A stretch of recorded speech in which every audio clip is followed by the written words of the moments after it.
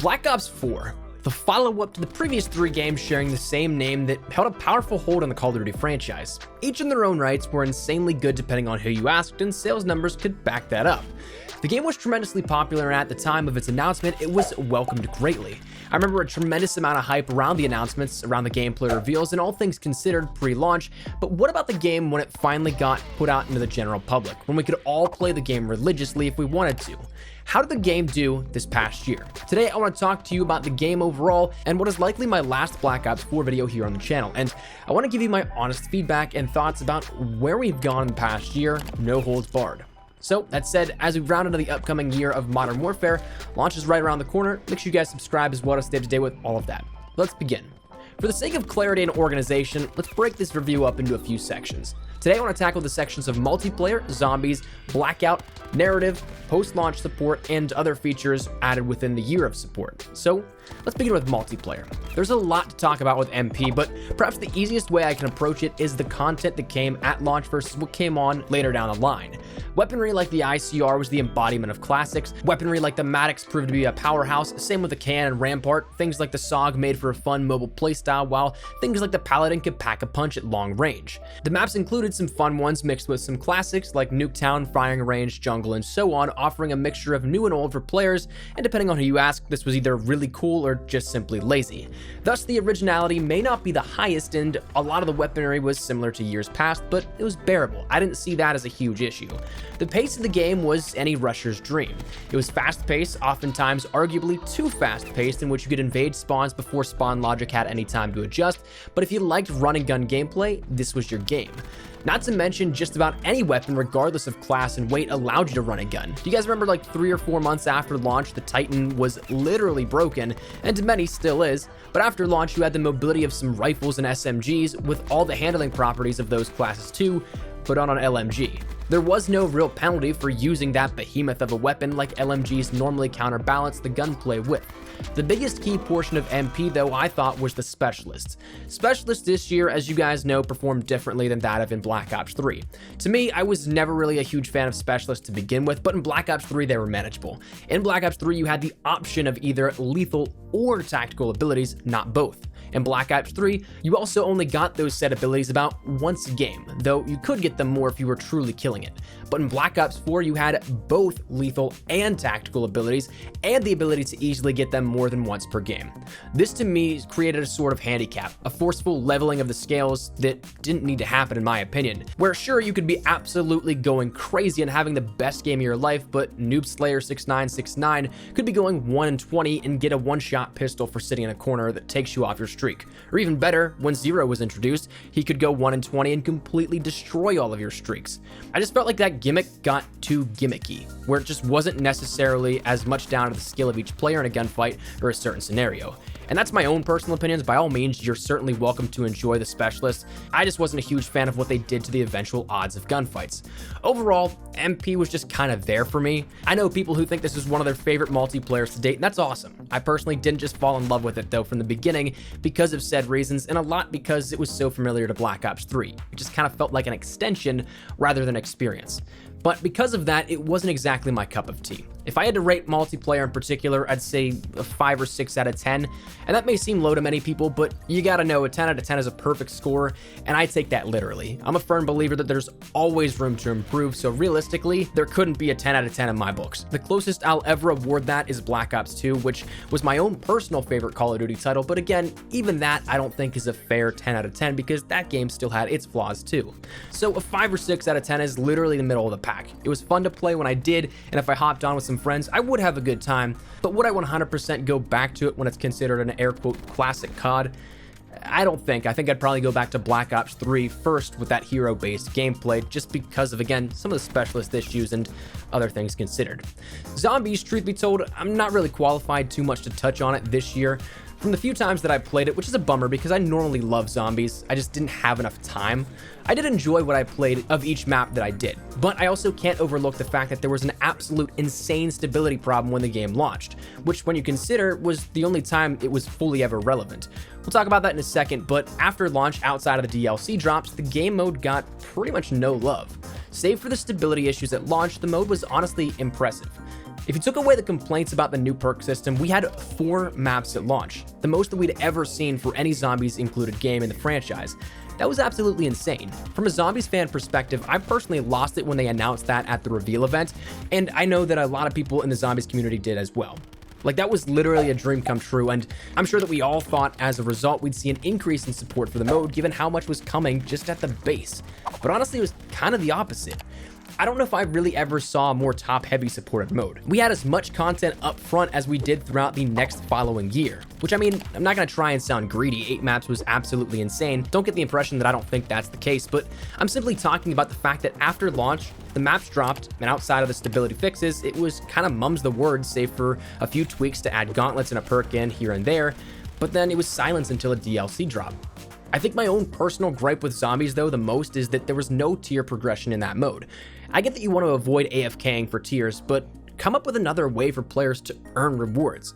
Zombies fans who didn't care for MP or Blackout, no matter how small that group is, didn't have a chance to even come close to where MP and Blackout players were, especially in terms of tiers after that mainstream of rewards. The max that zombies only players could earn is 2 tiers per day, and maybe 2 to 3 reserves a day, given their contracts were generous.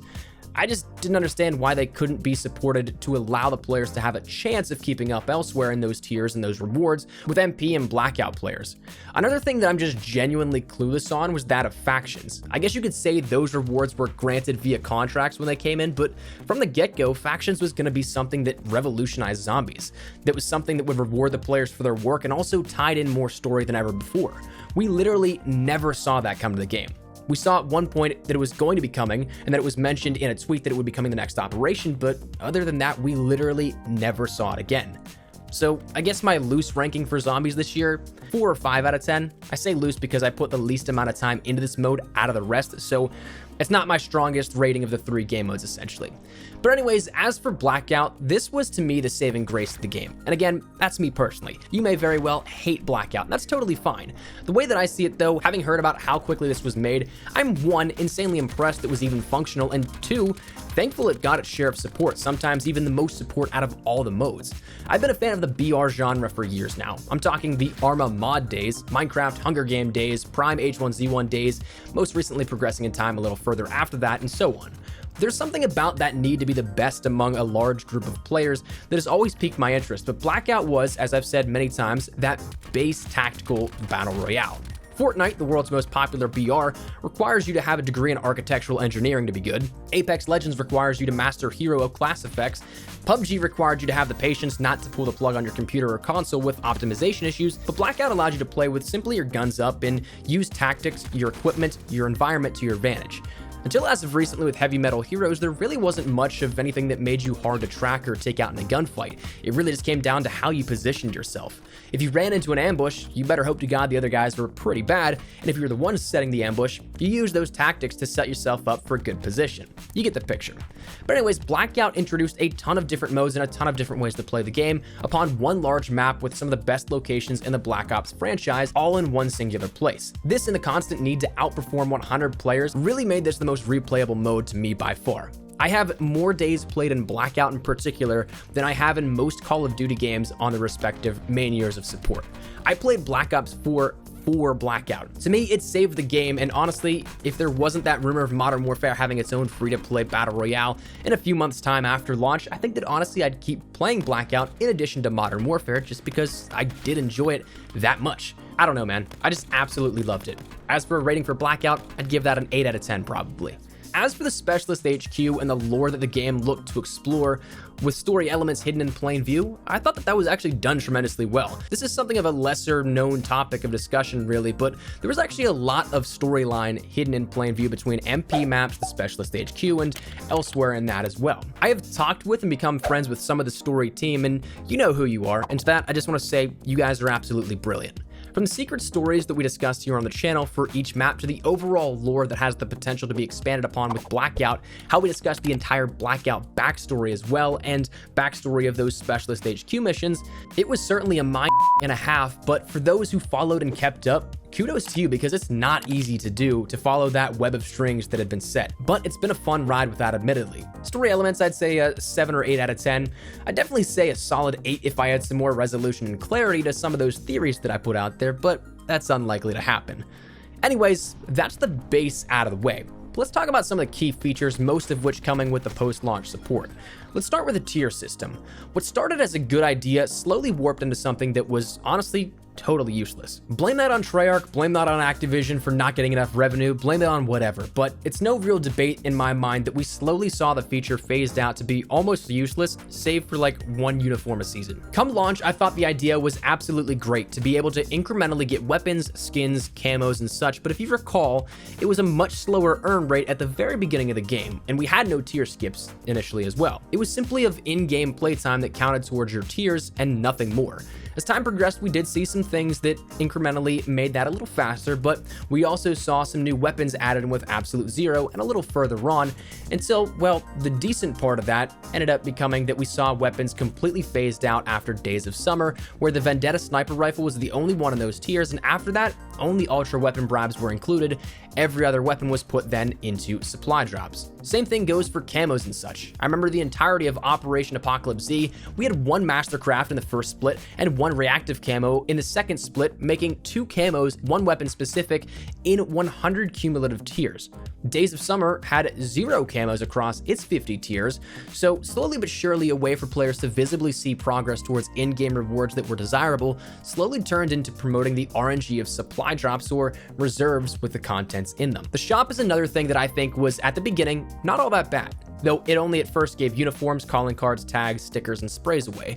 With Absolute Zero, we saw some of the camos finally introduced, but even then, the early days weren't half bad in terms of pricings for content introduced. However, if you compare them to what they are now, well, prices have jumped exponentially, and you'd be hard-pressed to find even a few things introduced without a few bundles of reserve crates or anything alongside that. No longer can you just get that item you want. Instead, you have to buy the item you want with a slot machine attached to it. Another system that again helped the player directly obtain what they wanted, ruined it to promote the gamble. Perhaps one of the only things across all the modes that I think was a nice and decent gesture, but still really wasn't all that much, was the contract system. Albeit, while it's a nice way to earn a little more in terms of daily rewards granting you reserve cases, it's not enough in my books.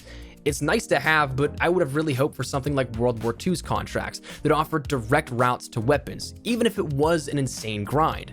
Hell, I'd even take the special contracts in Black Ops 3, but we didn't even get that. Ultimately, all it did was allow you to get a few more reserve cases under your belt, and that was kind of it.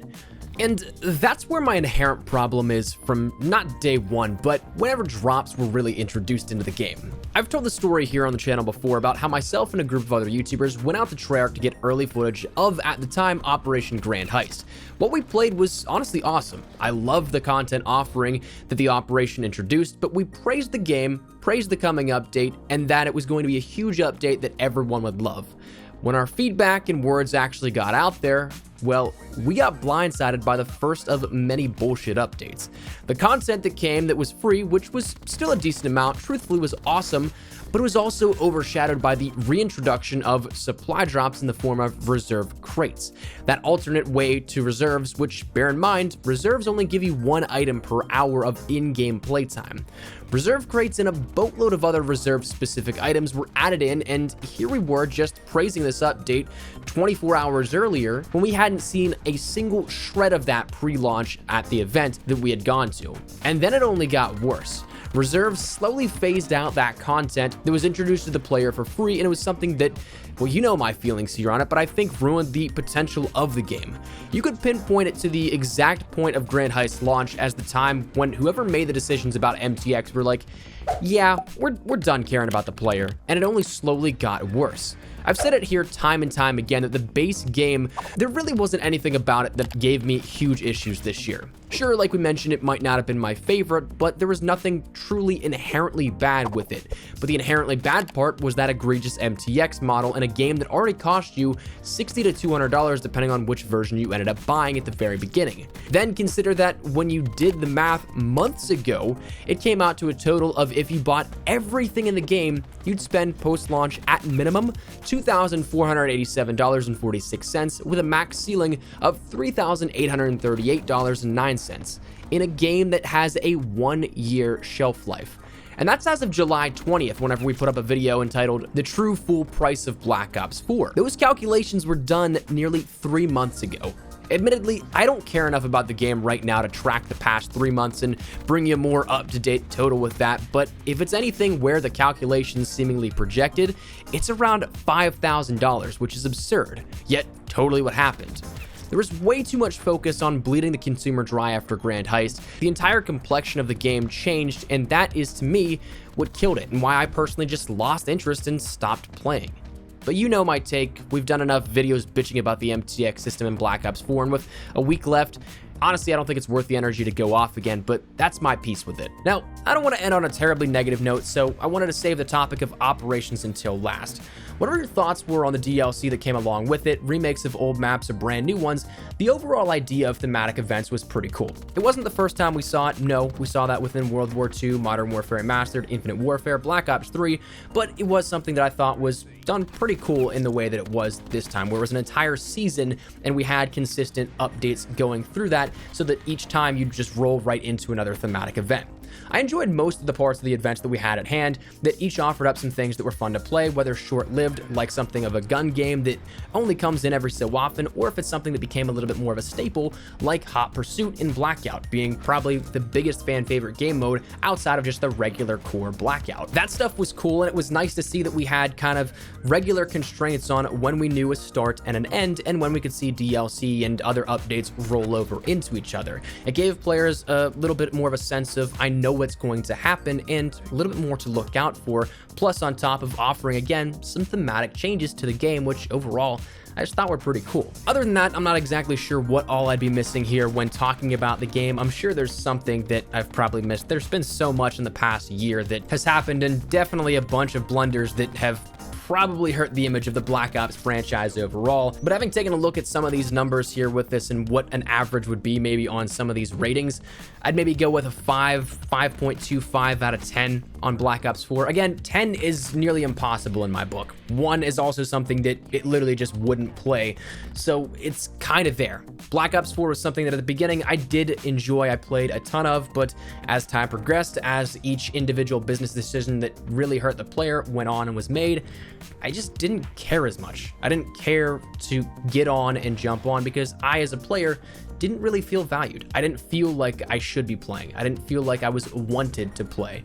So in that sense, I think that's where we're going to wrap it up, going to conclude it, but that's been my final thoughts here on Black Ops 4. I wish that it was something that gave a little bit more positivity, because Black Ops as a franchise is my all-time favorite. I think that Black Ops 1 and 2, and even 3 to an extent, definitely hold its place in my heart as the premier franchise of Call of Duty. Modern Warfare, of course, is absolutely fantastic, but for whatever reason, man, Treyarch games back in the heyday, I just resonated with more. So I honestly really wanted to love Black Ops 4 to no end, but just what we saw, I mean, it's almost impossible to do that. So that said, that's where we're gonna wrap it up. Maybe Treyarch comes back with a kick-ass game in 2020. I don't know. I'm definitely going to be interested to see how the reception is for that announcement of that game, given what we saw in Black Ops 4, how many people have been jaded by Treyarch and Black Ops, but we'll have to wait and see. But anyways, that's where we're at for right now. That's my thoughts on the past year. Let me know your thoughts in the comments down below. Is there anything in particular that you guys agree with, disagree with, anything you feel like adding to this, whatever it may be? If you've heard, let me know your thoughts in the comments down below. But all that said and out of the way, thank you guys all so much for watching. If you guys enjoyed the video, make sure you drop a like down below. And of course, if you aren't new to the channel, make sure you guys subscribe so you don't miss a single thing regarding all things Modern Warfare with the coming launch and a lot of stuff on the deck. Guarantee you guys are going to want to hit that subscribe button to stay up to date. So if you guys are new, make sure you do that. And of course, if you guys want to follow me over on Twitter and Instagram, those are the best places to get content outside of YouTube. I live on both those. If you guys want to strike up a conversation, ask me a question, whatever it may be, that link is down there in the description below. That said, thanks so much for watching. Minus an espresso. I'll see you guys later. Take care and peace.